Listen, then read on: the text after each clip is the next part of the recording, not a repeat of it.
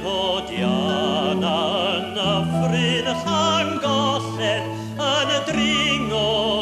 mynydd i gael dinas bran yn edrych i fyny at gynwyd a chorwen a mynydd rhyw a bon yn dybio gan dan mi welais lan ddyfroedd a beroedd y berwyn a dar dal dyfrdwy a'r aswy a de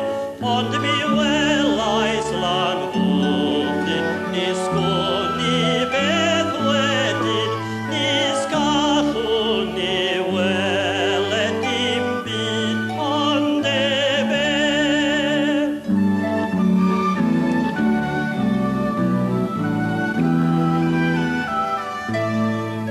Disgynais o'r